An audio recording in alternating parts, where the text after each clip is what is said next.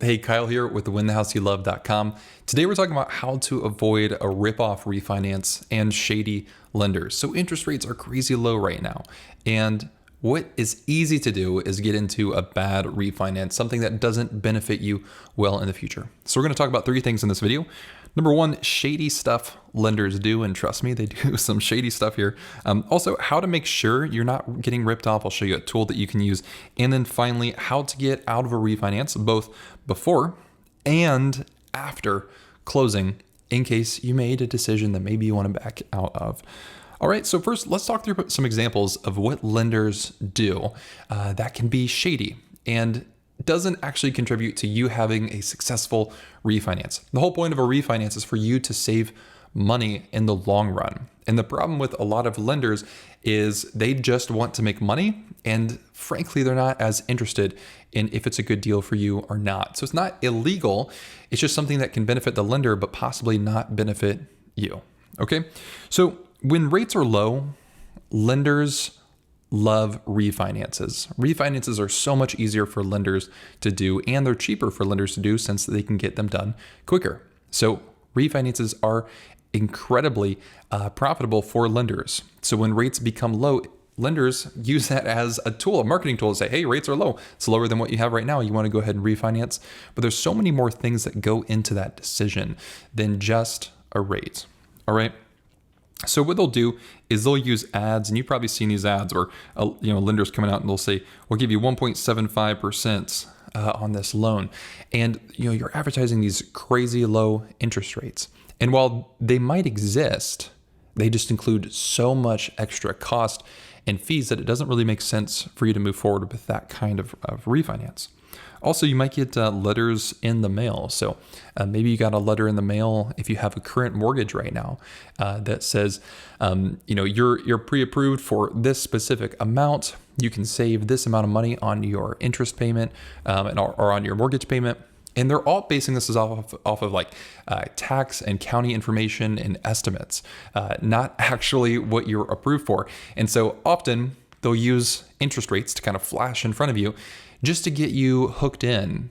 And then they're going to try to sell you on working with them. All right. And again, not bad, not illegal necessarily, just might not be the best option for you. You have some other options that can be really great.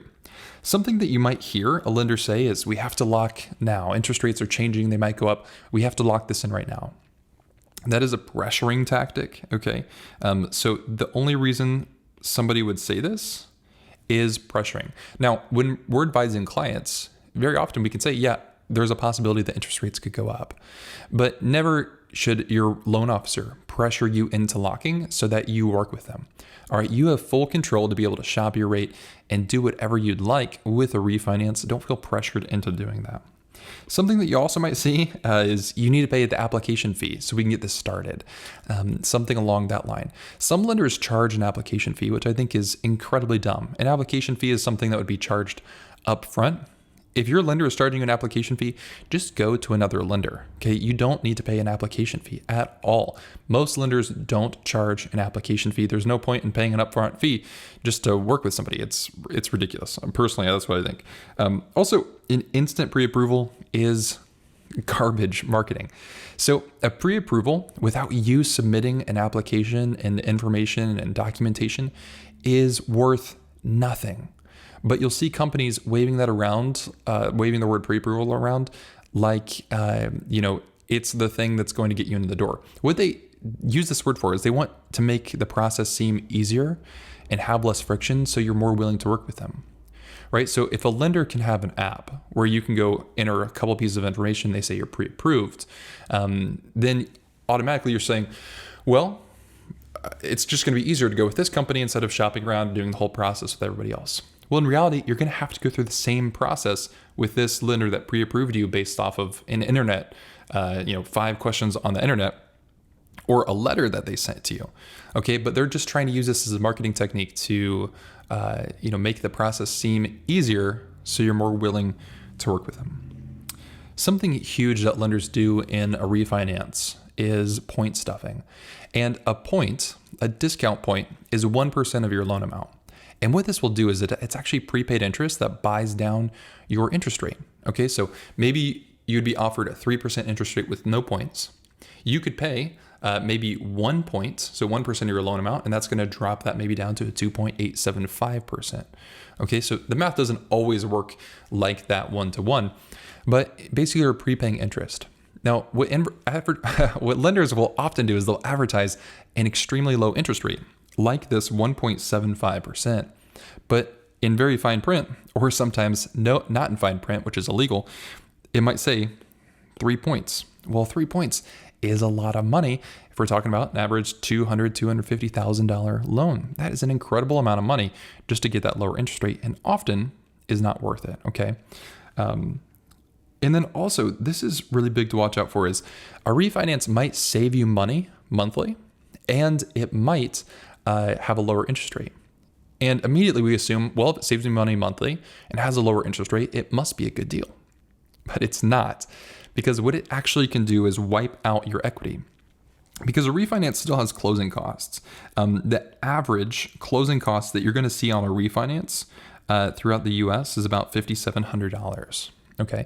And that's going to include everything from your appraisal to your title, taxes and insurance, if those need to be paid, and recording fees and different things like that. So that's the average cost that you'll find on a refinance. Most of the time, people don't pay that up front. They have it put into their loan. Well, you've been working for quite a long time to pay off your loan already, right? You've been working hard to pay down your mortgage. And if you're going to increase your loan amount by $5,700 or more or less, then you really want to make sure that you're getting an incredible amount of monthly savings or long-term savings from that refinance. But often, lenders don't really talk about that with you, and they're not really concerned about it because that doesn't affect them. All right, so you have to make sure that you're protecting yourself through this. Now, let's run through an example of how you can see some of this point stuffing a little bit and how you can check to see if you're getting a good deal. So this is a screenshot from a really big lender, and I'm not going to list them or name them here because I don't need a defamation lawsuit on my hands. But this is a big lender here. So let's look at this 30-year fixed loan. They're offering a rate of 2.99%. And we're not going to focus on the APR right now. That's a different type of metric that we're not concerned about in this conversation. So 2.99% APR. All right. Now, at the bottom, they had this little toggle here where I had to, it wasn't all shown at first, but I had to click on it to see the legal disclosures, which I'm sure they have a compliance team, but that feels a little shady to me. I don't know how compliant that is to hide the legal disclosures. But it's basically saying, here's the payments, $842 a month for the cost of 1.75 points due at closing and a loan to value ratio of 74%.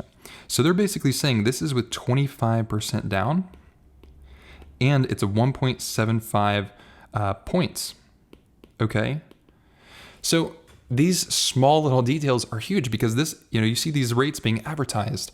You don't know how much is being put down or how much is in equity. So if this is a refinance, this would be in equity, not necessarily a down payment.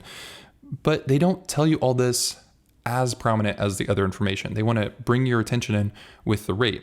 And they don't tell you about, 1.75 points. Well, 1.75 points, that's $2,625 extra just in points added into your loan amount. Okay, that's $2,625 worth of payments that you've already been making over the past however many years. That's immediately going to be wiped away. Okay. Now, how do we actually see what the average rate is and make sure we're not getting ripped off? What we can do is we can compare that scenario with this big lender with what's happening in the average market. And I'll show you this tool here in a second.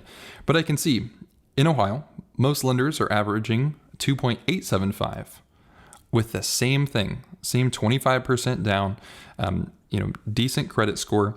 And they're only charging, it's blocked off down here, but they're only charging 0.5 points. So that's only $750 worth of cost. Okay, so if we go back to this first example, we could either get a 2.99 with $2,625 in cost or a 2.875 with $750 in cost.